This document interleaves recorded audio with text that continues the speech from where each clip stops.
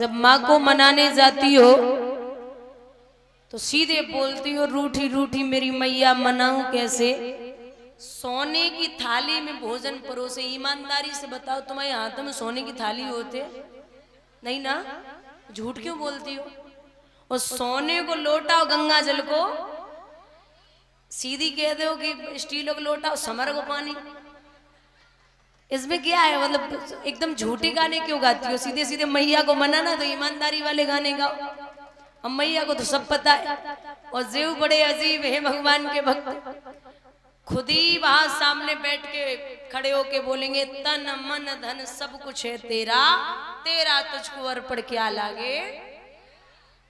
और फिर थोड़ी देर बाद जाएंगे तुम्हारी कसम खा दे 21 रुपया का प्रसाद चढ़े, बस छोटो सा काम है वो करवाए दो।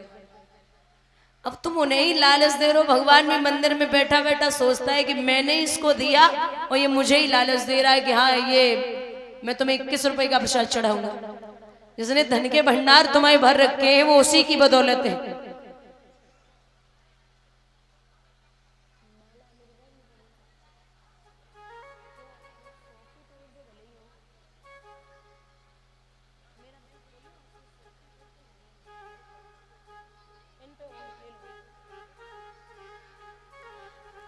भैया भगवान का रथ खड़ा है, रुक्मणी पहुंची तो भगवान बोले अब इसमें पता नहीं कौन सी वाली है। तो जिस हाथ में कंकन बंधा था उसी हाथ को रुक्मणी ने उठा दिया।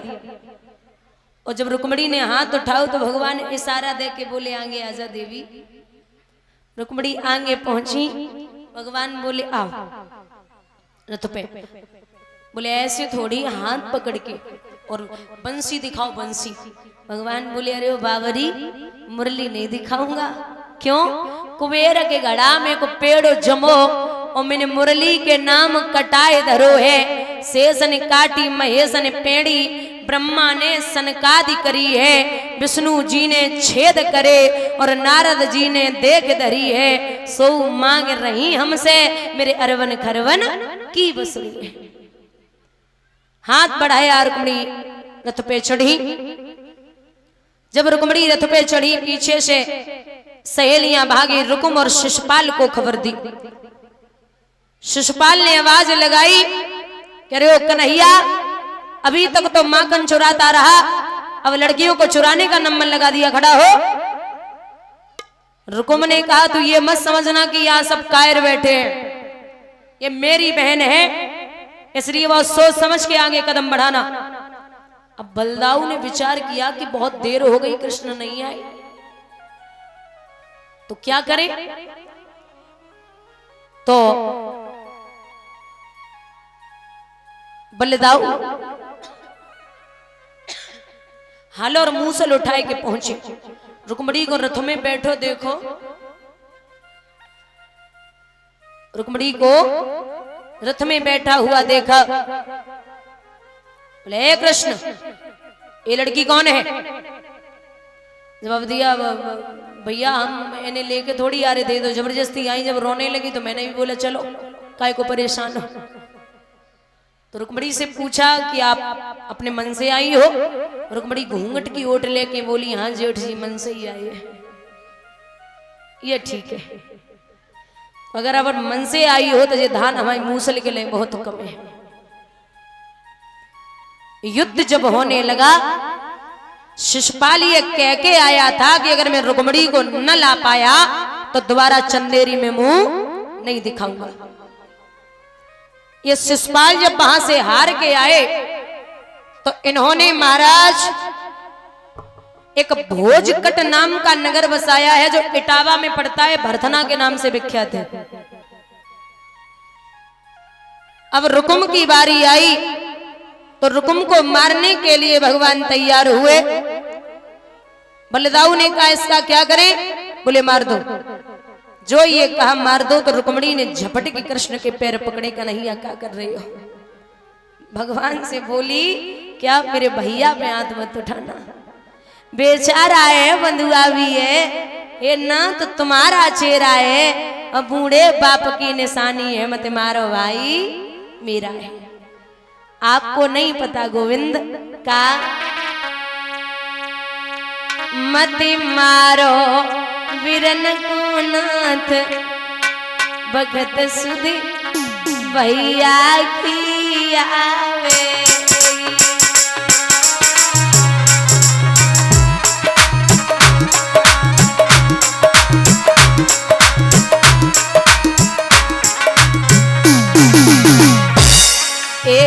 एक सुधी आवे साल सनूनो एक सुधी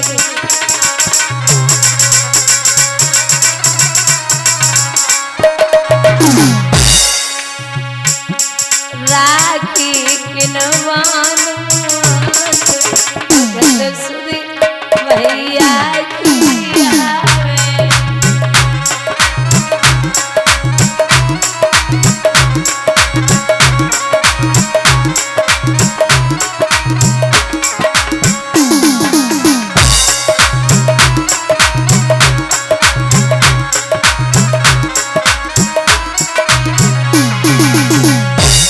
सुधे आवे मंडप सुधे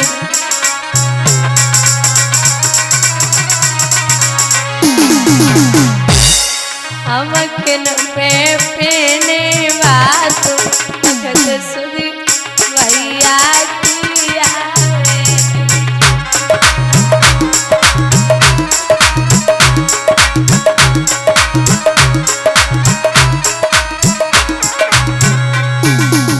भगवान रुक्मिणी को लेके आए। पहला विवाह भगवान का द्वारका नगरी में बड़े विधि विधान के साथ में हुआ है।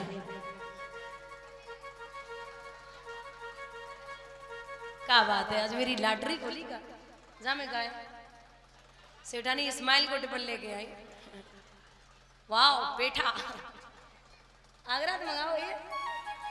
एक भी बार आपने सेठ जी से नहीं मिलाया मुझे। अच्छा गले तो मिले जाओ। देखो भैया आइए एक भजन बोलते हैं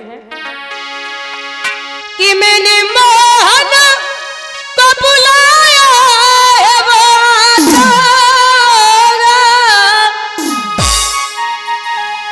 मैंने मोहन को बुलाया है वो आता आता होगा।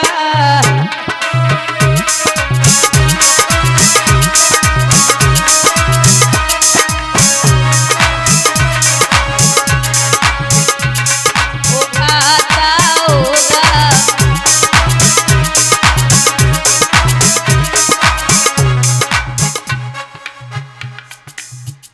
सादगी तो हमारी जरा देखिए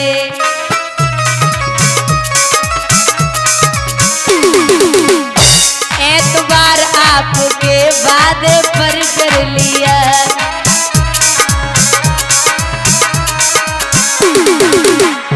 बात तो सिर्फ एक रात की थी मगर इंतजार आपका उम्र भर कर लिया।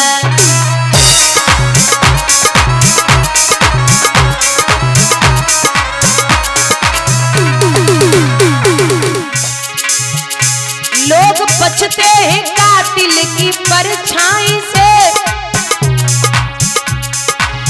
लोग बचते हैं कातिल की परछाई से।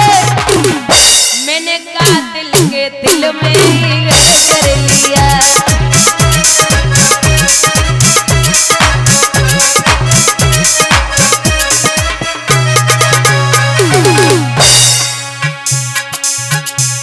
वो आता होगा।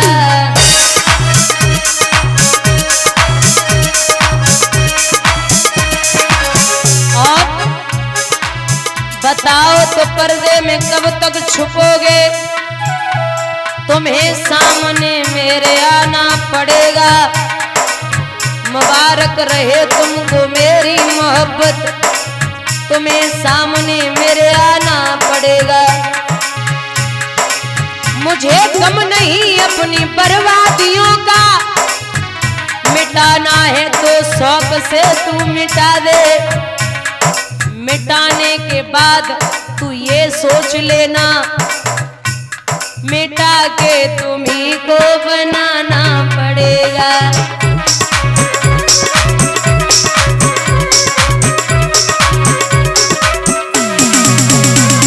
और तुम भी आना, तुम भी आना, तुम भी आना मेरे घर, आज तमाशा होगा।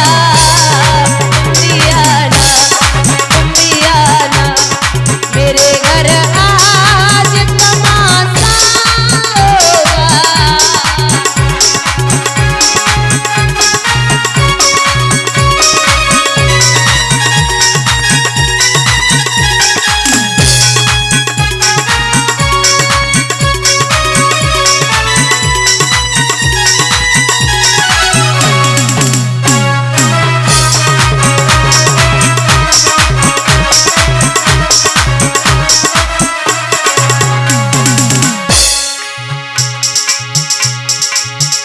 मैंने मोहन को बुलाया है, वो आता होगा, वो आता होगा, वो आता होगा, वो आता होगा, वो आता होगा। श्री राधे।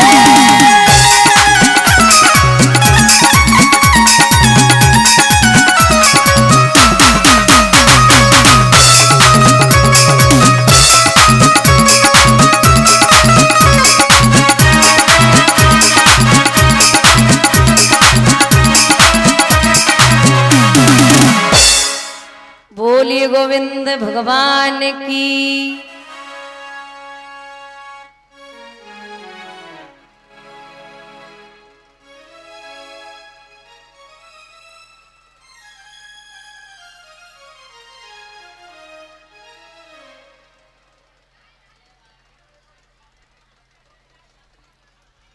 महाराज प्रभु का पहला विवाह हुआ, दूसरा विवाह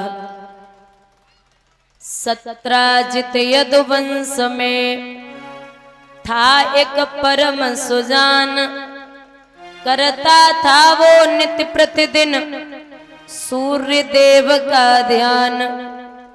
एक सत्राजित नाम का यदुवंशी जिसने सूर्य देव का ध्यान करके एक सुंदर सी मणि को पाया था, वो मणि रोज 8 बार सोना देती।